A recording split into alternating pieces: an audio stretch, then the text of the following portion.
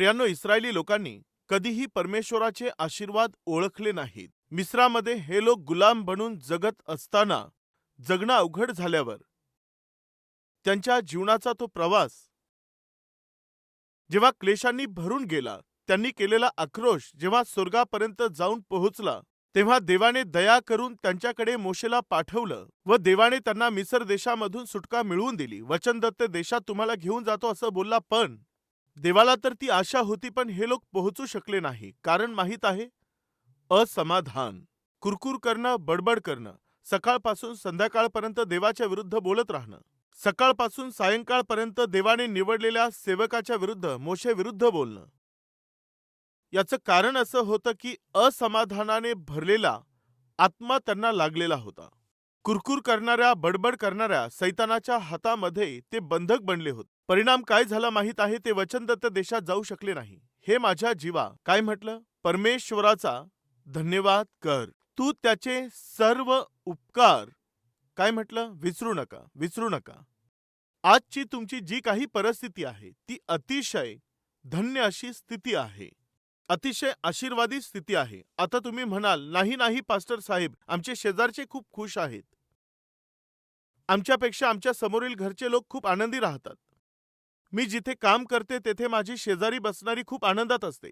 पण माहिती नाही का, देवाने सर्व मलाच ह्या अशा सर्व अडचणी, सर्व दुःख, सर्व क्लेश दिले आहेत. माझ्यापेक्षा सर्वांचंच चांगलं आहे असा जो तुम्ही विचार करता ना, हा एक संभ्रम आहे. काय आहे? हा तुमचा भ्रम आहे. एक दिवस एक विश्वासणारा, देवाने जो वधस्तंभ त्याला दिला होता तो वाहून जेव्हा तो चालला होता आणि त्याने शेजारच्यांकडे पाहिलं, तेव्हा त्यांचे वधस्तंभ माहिती नाही का त्याला फार छोटे वाटले. तेव्हा हा देवाकडे पाहून म्हणाला, देवा, तू या सर्वांना छोटे छोटे क्रूस दिले आहेस, परंतु तू मला एवढा मोठा क्रूस दिला आहेस की तो मला उचलता येत नाही देवा. आणखी एक गोष्ट मी सांगू का, तुम्ही कधीही शेजाऱ्यांकडे पाहाल तर तुमचं ओझं अधिक वाटेल. माझं बोलणं तुम्हाला समजलं का? शेजाऱ्यांकडे पाहून तुम्ही तुलना केली तर तुमचं ओझं अधिक वाढेल, भार अधिक वाढेल, दुःख अधिक वाढेल. आता हे सर्वजण संध्याकाळ झाल्यानंतर क्रूस बाजूला ठेवून ते सोबत जेवण करत असायचे. तेव्हा जेवण करत असताना हा बोलला, देवा, काही वाईट वाटून घेऊ नको, पण यांच्यापेक्षा थोडा हलका क्रूस जर दिलास तर. तसंही तू सर्वांना सर्वांना छोटे छोटे क्रूस दिले आणि मला जड क्रूस दिलेला आहेस. हा उचलवत नाहीये देवा, खूप कष्ट वाटत आहे असं तो बोलल्यावर तेव्हा देव म्हणाला, त्यांनी जे सर्व क्रूस तेथे ठेवले आहेत ना, तुला जो हलका वाटेल तो तू घे. असं बोलल्यावर म्हणाला, देवा तू खूप चांगला आहे असं म्हणून तो लगेच घाईने गेला आणि तो क्रूस तो उचलू लागला. कोणाचा क्रूस? शेजारच्याचा क्रूस. पण तो खूपच जड होता. नको आहे, हा तर माझ्या क्रूसापेक्षाही जड आहे. मग दुसऱ्याचा क्रूस उचलण्याचा प्रयत्न केला तेव्हा, हे काय, हा देखील जड आहे, हा पण नको. अशा प्रकारे तिसरा, चौथा, 10वा, 20वा, 50वा, 100वा सर्व क्रूस ट्राय केल्यानंतर त्याने एक क्रूस उचलला. वा, हा तर अतिशय हलका क्रूस आहे. देवा, खूप चांगलं झालं देवा, येथे जेवढेही क्रूस आहे त्या सर्वांमध्ये हा हलका आहे, मला देवा हा मिळाला आहे. देवा, तुझी परवानगी असेल तर मी हाच घेतो. यावर देव हसला. देवा, तू का हसला आहेस? काय मला सरळ आणि अगदी सोपा क्रूस मिळाला यामुळे देवा तू हसत आहेस का? येथे जेव्हा सर्वांनी आपापले क्रूस ठेवले तेव्हा त्यांच्या क्रूसावरती त्यांचे त्यांचे नावं मी लिहिले आहेत. आता तू सांगत आहेस ना की तुला एक चांगला हलका क्रूस मिळाला. एकदा तो कोणाचा आहे तो जरा बारकाईने पहा म्हटल्यावर त्याने बारकाईने पाहिलं तर त्याचंच नाव होतं. हे काय देवा, येथे तर माझं नाव आहे. म्हणजे आतापर्यंत जो मी उचलून आलो तो हाच होता? हो, हाच आहे. त्याच्या कधी लक्षात आलं की तो वाहत असलेला वधस्तंभ तो जास्त हलका आहे, तोच सोपा आहे? जेव्हा दुसऱ्यांचा उचलून पाहिला तेव्हा, दुसऱ्यांचा क्रूस उचलून पाहिला तेव्हा तेव्हा त्याच्या लक्षात आलं, देवा, जो मी उचलू शकत होतो तोच क्रूस तू मला दिला, जो उचलू शकत नव्हतो तो दिला नाही. देवा धन्यवाद. आज आपल्यात कुणी आहेत का जो उचलू शकत नाही असा भार देवाने मला दिला आहे? सहन होत नाही असं मोठं दुःख देवाने मला दिलेलं आहे? माझ्यापेक्षा अधिक माझ्या आजूबाजूचे लोक, माझे नातेवाईक, ते खूप आनंदामध्ये जगतात, ते खूप खुश असतात. सर्व कष्ट, सर्व दुःख केवळ माझ्याच आयुष्यात आहेत, सर्व आजार केवळ माझ्याच जीवनात येतात असं बोलत आहात का? हे सत्य नाहीये. तुम्हाला जो उचलता येईल त्यापेक्षा अर्धा किलो देखील भार देव तुम्हावर अजिबात टाकणार नाही, हे सत्य तुम्ही विसरू नका. प्रिय भाऊ आणि बहिणींनो, आज आमच्यामध्ये अनेकशे लोक इतरांशी तुलना करून जे आहे त्यामध्ये समाधानी न राहून श्रापित असं जीवन जगत आहेत. जागे व्हा. कुरकुर करून आणि बडबड करून आपलं जीवन जगत असणारे इस्रायली लोक त्या जंगलामध्ये तिथेच मरून गेले. ज्या स्थळामध्ये जायचं होतं तेथे न पोहोचताच मध्येच मरून गेले. असं नको आहे. आज हे वचन ऐकणाऱ्यांपैकी कोणत्याही व्यक्तीने हा कुरकुर करणारा, बडबड करणारा जो स्वभाव आहे, त्याला आपल्या जीवनामध्ये स्थान देऊ नये. तुम्ही कधीही कोणासोबतही आपली तुलना करू नका. प्रियांनो, देवाने मला काय सौभाग्य दिलं आहे माहीत आहे? मी कधीच कोणाशी तुलना केली नाही. मी कधीच कोणाशी स्पर्धा केली नाही. मी कधीच कोणाशी चढाओढ करण्याचा प्रयत्न केला नाही. परमेश्वराने मला दिलेल्या सर्व आशीर्वादांपेक्षा अतिशय उत्तम आशीर्वाद काय माहीत आहे? माझं नाव जीवनाच्या पुस्तकामध्ये देवाने लिहिलेलं आहे. माझ्यासारख्या अयोग्य व्यक्तीला देवाने आपला पुत्र होण्याचं सौभाग्य दिलं, यापेक्षा मोठी धन्यता काय आहे? सर्व जगावरती राज्य करणारा राजांचा राजा तो माझा पिता आहे व तुमचा पिता आहे. यापेक्षा मोठी धन्यता दुसरी कोणती सांगा? आज जे आपल्या जीवनामध्ये क्लेश व संकट आहेत, बायबल सांगतं ते काही काळापुरतेच आहेत. तेही आपल्या भल्यासाठी, आपल्या आत्मिक उन्नतीसाठी आहेत, हे तुम्ही विसरू नका. ही मी विनंती करतो. प्रियानो, त्या दिवशी दावीद एक सुंदर स्तोत्र लिहित असताना काय म्हणाला? मी परमेश्वराचा धन्यवाद सर्वदा करीन, माझ्या मुखात त्याची स्तुती सतत असेल, कायम असेल. काय आज आपण एक गोष्ट शिकणार का? सकाळी उठल्याबरोबर लगेचच आम्ही देवाची स्तुती करणार. तुम्ही कॉफी पित असाल, चहा घेत असाल, देवाची स्तुती करा. ब्रेकफास्ट घेत असताना देवाची स्तुती करा. प्रवास करत असताना परमेश्वराची स्तुती करा. कामामध्ये असताना देवाची स्तुती करा. सेवा कार्य करत असताना देवाची स्तुती करा. शेतीवाडी करत असताना देवाची स्तुती करा. अधिकाराच्या स्थानामध्ये असाल तर देवाची स्तुती करा. का माहीत आहे? हे मोठं सौभाग्य आहे. का स्तुती करावी असा प्रश्न कराल तर मी लगेचच 3 किंवा 4 गोष्टी तुम्हाला सांगतो. लक्ष देऊन ऐका. दावीद का परमेश्वराची स्तुती करत होता माहीत आहे? कारण माझा देव ती ऐकत आहे यामुळे. पहा स्तोत्र 34 वचन 4 मध्ये, मी परमेश्वराला शरण गेलो आणि त्याने माझा स्वीकार केला. 15वे वचन, परमेश्वराचे नेत्र नीतिमानांकडे असतात, त्याचे कान त्यांच्या हाकेकडे असतात. मी माझ्या देवाचा धन्यवाद करतो, त्याची स्तुती मी करतो, कारण की माझा देव ऐकणारा आहे. यामुळे तुम्हा सर्वांना माहीत आहे, या सत्याची पुन्हा मी आठवण करून देत आहे. आज ज्या देवाची उपासना आपण करत आहोत तो जीवित देव आहे, म्हणजे जिवंत परमेश्वर आहे. आज ज्या परमेश्वराची तुम्ही आणि मी आराधना करतो तो जिवंत देव आहे. तो आज देखील जिवंत आहे.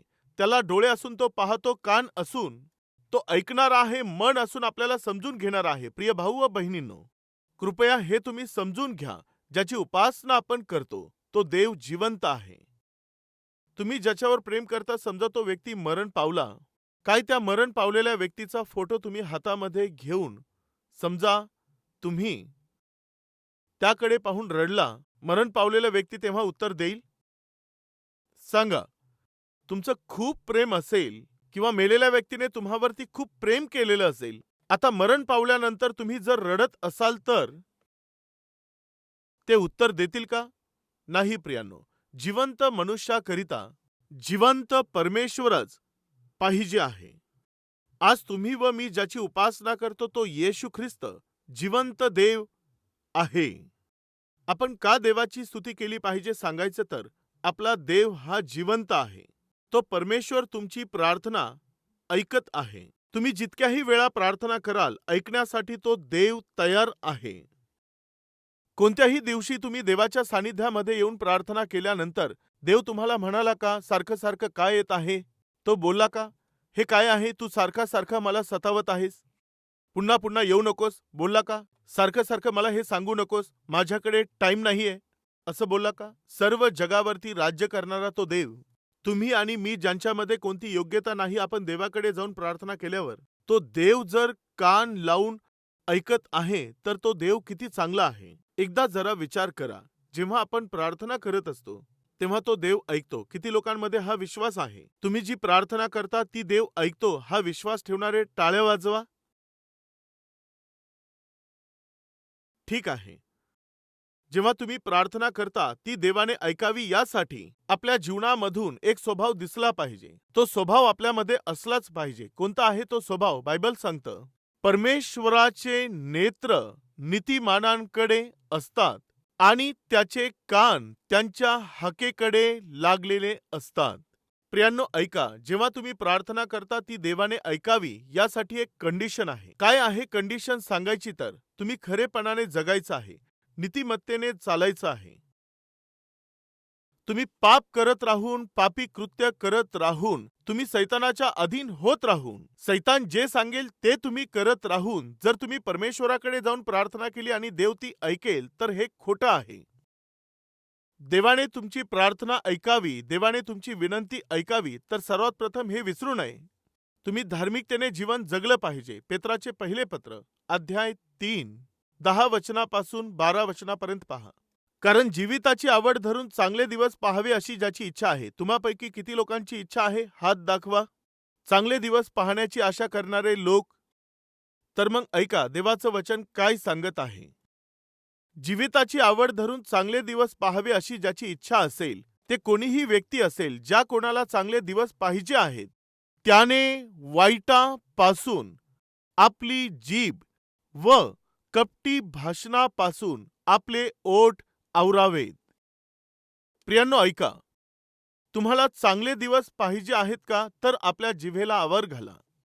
आपल्या जिभेला तुम्ही अधीन ठेवा. आज बरेचसे लोक चांगले दिवस पाहू शकत नाहीत, चांगले आशीर्वाद त्यांना मिळू शकत नाहीत, चांगली आत्मिकता ते दाखवू शकत नाहीत आणि आजूबाजूचे लोक बोलू शकत नाहीत की हा चांगला आहे. अशी साक्ष मिळू न शकण्याचं कारण मी सांगू का? तुमची जीभ चांगली नाहीये यामुळे. जर तुमची जीभ ही चांगली नसेल तर मग ऐका, जर तुमची जीभ चांगली नाहीये तर मग तुम्ही कितीही मोठी प्रार्थना केली तरी ती स्वर्गात जाऊ शकणार नाही, देवाच्या कानापर्यंत जाणार नाही. काही लोक खूप आवेशामध्ये खूप जोरजोराने ओरडून मोठी प्रार्थना करत असतात आणि असं त्यांना वाटतं की देवच ती ऐकत आहे. असा विचार करून जोरजोराने प्रार्थना करतील. मग अचानक असं बायबल उघडतात. उघडल्यावर काही ना काही वचन समोर येतं. मी तुला निवडले आहे. परमेश्वरा, तू मला निवडला आहेस. मी तुझे आभार मानतो. मग सकाळी उठून पुन्हा दुष्टपणाचे कृत्य सुरू. सकाळी उठल्याबरोबर पुन्हा वाईट बोलणारी जीभ. सकाळी उठल्याबरोबर पुन्हा त्या वाईट सवयी. सकाळी उठल्याबरोबर पुन्हा वाईट जीवन. कृपया लक्ष द्या. बऱ्याचशा लोकांच्या जीवनामध्ये ती सवय काय असते सांगू का? त्यांची आत्मिकता जी आहे ती देवाला ग्रहणीय अजिबात नसते आणि आम्ही आत्मिक आहोत असा विचार करून ते स्वतःची फसवणूक करून घेतात आणि आजूबाजूच्या लोकांना देखील फसवत आहेत. हे जीवन चांगलं नाहीये. ते तुम्ही सुधारलं तर बरं राहील. ज्यांची जीभ चांगली नाहीये त्यांची प्रार्थना परमेश्वर अजिबात ऐकत नाही. ऐकत आहात का भावांनो? तुमची जीभ चांगली नाही तर तुम्ही कितीही प्रार्थना केली. बहिणींनो ऐका, तुमच्या पतीची जीभ चांगली नाहीये आणि त्याने किती प्रार्थना केली तर कोण ऐकत नाही? सांगा, बोला. परमेश्वर ती ऐकत नाही. पतींनो ऐका, जर तुमची पत्नी कितीही मोठी प्रार्थना करत असेल व त्यांची जीभ चांगली नाहीये तर देव त्यांची प्रार्थना ऐकेल किंवा नाही? नाही ऐकणार. सो हा विषय तुम्ही लक्षात घ्या. आमच्यातील बरेचसे लोक त्यांची जीभ योग्य नाही तरी देखील स्वतःला नीतिमान मानतात व त्यांची प्रार्थना परमेश्वर ऐकेल, उत्तर देईल असं त्यांना वाटत आहे. पण हे सत्य नाहीये. कारण की बायबल आपल्याला सांगतं, परमेश्वराचे कान नीतिमानांच्या हाकेकडे असतात. जी जीभ दुर्भाषण न करता, जी जीभ कपट न बाळगता, जी जीभ पापाला प्रोत्साहन देणारी नाहीये, परमेश्वर त्याच जिभेची प्रार्थना ऐकतो. पुन्हा एकदा मी ते वाचत आहे. तुम्ही देखील लक्ष देऊन हे वचन वाचण्याचा प्रयत्न करा. कारण परमेश्वराचे नेत्र नीतिमानांवर असतात व त्याचे कान त्यांच्या विनंतीकडे असतात. वाईट करणाऱ्यांची आठवण सुद्धा पृथ्वीवर राहू नये म्हणून परमेश्वर त्यांना विन्मुख होतो. सुख भोगावे म्हणून जीविताची इच्छा धरणारा त्याने दुर्भाषणापासून आपली जीभ व कपटी भाषणापासून आपले ओठ आवरावेत. त्याने वाईटाचा त्याग करावा, बरे ते करावे व शांतीच्या प्राप्तीसाठी प्रयत्न करावे.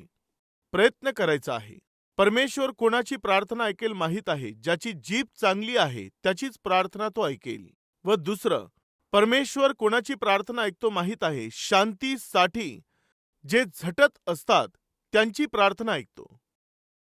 शांती बिघडवणारा व्यक्ती, शांतीमध्ये राहणाऱ्या लोकांची शांती भंग करणारा व्यक्ती, तो जेथेही राहील तेथे देव राहत नाही. पुन्हा मी आठवण करून देत आहे. शांती करणारे ते धन्य, ते देवाचे पुत्र आहेत. ज्यांच्यामध्ये देव राहत आहे ते लोक शांतीवरती प्रेम करतील. ते लोक शांतीने जगण्याचा प्रयत्न करतील. देवासोबत शांती ठेवतील, आजूबाजूच्या लोकांमध्ये शांती ठेवतील. शांती दूर होण्याची वेळ जर आली तर ते एक पाऊल पाठीमागे टाकून आपल्या आजूबाजूच्या लोकांमध्ये शांती देतील. जेव्हा मी कोरिया देशात जाऊन पॉल यंगिचो यांच्या चर्चमध्ये वचनाची सेवा करत होतो, तेव्हा एका आत्मिक व्यक्तीने क्षमा करण्याच्या बाबतीमध्ये अद्भुत अशी आत्मिकता त्याने दाखवून दिली पाहिजे, हा विषय मी तिथे शिकवला. जेव्हा मी अशा प्रकारे शिकवत होतो, प्रिय भाऊ आणि बहिणींनो, अनेकदा आमच्या आयुष्यामध्ये कोणीतरी केलेल्या वाईटामुळे असेल, आमच्याविषयी लोकांनी केलेल्या वाईट निंदेच्या विषयी असेल, किंवा आमच्याविषयी जो वाईट अपप्रचार ते करतात त्याचा विषय असेल, आमचं वाईट करणाऱ्यांनी आम्हाला दिलेल्या जखमा असतील, त्या वेदना असतील, ज्यांनी त्या वेदना आम्हाला दिल्या त्यांना क्षमा करणं खूप अवघड असतं. क्षमा करणं होत नाही. पण तरीही बायबल प्रमाणे आपण क्षमा केली पाहिजे. का क्षमा केली पाहिजे सांगायचं तर, जे तुमची निंदा करतात, तुमचा विरोध करतात, ते लोक क्षमेसाठी योग्य असतात यामुळे नाही. अहो नाही पास्टर, ते लोक क्षमेसाठी पात्र नाहीत, ते लोक अजिबात क्षमा करण्यासाठी लायकीचे नाही आहेत, असं तुम्ही बोलत असाल. बहिणींनो, ऐकत आहात? ज्यांनी तुम्हाला घायाळ केलं, दुःख दिलं, निंदा केली, तुमचा द्वेष केला, तुम्हाला श्राप दिले, ते लोक खरोखरच क्षमा करण्यासाठी योग्य नसतील, हे मलाही मान्य आहे. तरीही क्षमा करायची आहे. पण जेव्हा ते योग्य नाहीत तर पास्टर क्षमा का करायची? ते क्षमेसाठी योग्य नसतील, पण तरी तुम्ही क्षमा का केली पाहिजे माहीत आहे? शांतीने जगण्याकरिता तुम्ही योग्य आहात यामुळे. माझं बोलणं तुम्हाला समजत आहे का? समजत आहे असं बोलणारे हात दाखवा. राईट. तुम्हाला काय समजून येत आहे? क्षमेसाठी ते लोक योग्य नसले तरी देखील तुम्ही त्यांना का क्षमा केली पाहिजे माहीत आहे? शांतीसह जीवन जगण्याकरिता देवाने तुम्हाला निवडलेलं आहे. एका व्यक्तीविषयी द्वेष, राग किंवा मग संताप जर आमच्या हृदयात भरलेला असेल तर तो आमच्या जीवनातील शांती दूर करून टाकतो. ते क्षमेसाठी योग्य नसतील तरी तुम्हाला मात्र शांतीसाठी राहण्याकरिता बोलावलेलं आहे ना? तुम्ही शांतीमध्ये जीवन जगावं, तुम्ही शांती ठेवून जीवन जगावं, यासाठी जेव्हा देवाने पाचारण केलं आहे तेव्हा तुम्ही शांतीने जीवन जगण्याकरिता त्या व्यक्तीला क्षमा केली पाहिजे. ते सर्व विसरायचं आहे. प्रिय भावांनो आणि बहिणींनो, तुमच्या जीवनात तुम्ही केलेली प्रार्थना देवाने ऐकावी यासाठी ऐका. सर्वात प्रथम तुमची जीभ चांगली पाहिजे. तुमची जीभ जर चांगली नसेल तर तुम्ही कितीही मोठी प्रार्थना करत असले तरी ती तुमच्या खोलीच्या बाहेर देखील जाणार नाही. व दुसरं, देवाने तुमची प्रार्थना ऐकावी यासाठी तुम्ही शांतीकरिता प्रयत्न करायचे आहेत. शांतीसाठी झटणारे लोक तुम्ही पाहिजेत. शांतीची आवड धरणारे लोक पाहिजेत. शांतीची आवड धरणारे काय करतात? आपल्या जिभेला ताब्यात ठेवतात. सलोख्याची आवड धरणारे काय करतात? आपल्या जिभेला ताब्यामध्ये ठेवतात. ते आपल्या रागाला कंट्रोलमध्ये ठेवतात. आपला क्रोध ते ताब्यात ठेवतात. ते का आपला क्रोध ताब्यामध्ये ठेवतात? कारण मला शांती पाहिजे, मला सलोखा पाहिजे, सलोख्याने राहण्याचीच मला आशा आहे. यामुळे हा राग, संताप आणि हा आवेश व ही आरडाओरड मला नको आहे. मी शांतीची आवड धरणार आहे. तुम्ही शांतीची आवड धरणारे व्यक्ती आहात का? तुमच्या जिभेला ताब्यात ठेवणारे व्यक्ती तुम्ही आहात का? तुमच्या जगण्याची पद्धत नीतिमत्तेने भरलेली आहे का? तर मग देव निश्चित तुमची प्रार्थना ऐकेल. देवाचा सेवक दावीद असं म्हणतो, परमेश्वराचे नेत्र नीतिमानांकडे असतात व त्याचे कान त्यांच्या हाकेकडे लागलेले असतात. अशा प्रकारे या स्तोत्राची पेत्राने पुन्हा एकदा आठवण करून दिली आहे. आपण देवाची स्तुती केली पाहिजे, कारण की तो ऐकणारा आहे यामुळे. आणि तसंच आपण स्वतःला पारखायचं आहे ते यासाठी की जेव्हा मी प्रार्थना करेल देव ती ऐकेल असं जीवन मी जगत आहे का. त्याचा चेकपॉइंट असा आहे की काय माझी जीभ चांगली आहे का. दुसरं, मी शांती ठेवून जीवन जगत आहे का. जीभ जर योग्य नसेल व शांतीने जगणारे तुम्ही नसाल तर देव तुमची प्रार्थना कधीही ऐकणार नाही.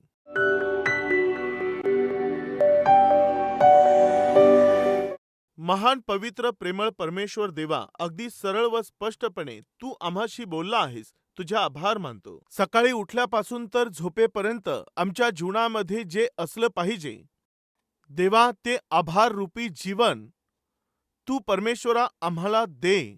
प्रत्येक बाबतीमध्ये आम्ही धन्यवादी बनावं.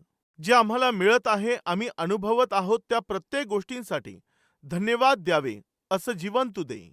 देवा, तू आमच्या सर्व गरजा पूर्ण करणारा देव आहे हे जाणून घेऊन परमेश्वरा, वाईट वासनांचा त्याग आम्ही करून इतरांशी आम्ही तुलना न करता निरर्थक असं जगणं आम्ही सोडून देऊन शांतीने जीवन जगण्याकरिता आरडाओरड करणं आम्ही सोडून देऊन देवा नम्र बनून शांतीने जीवन जगता यावं यासाठी सहाय्य कर. पेरलेल्या या वचनाला देवा आमच्या जीवनात फळ येऊ दे. येशूच्या पवित्र नावाने ही प्रार्थना मागतो बापा. आमेन.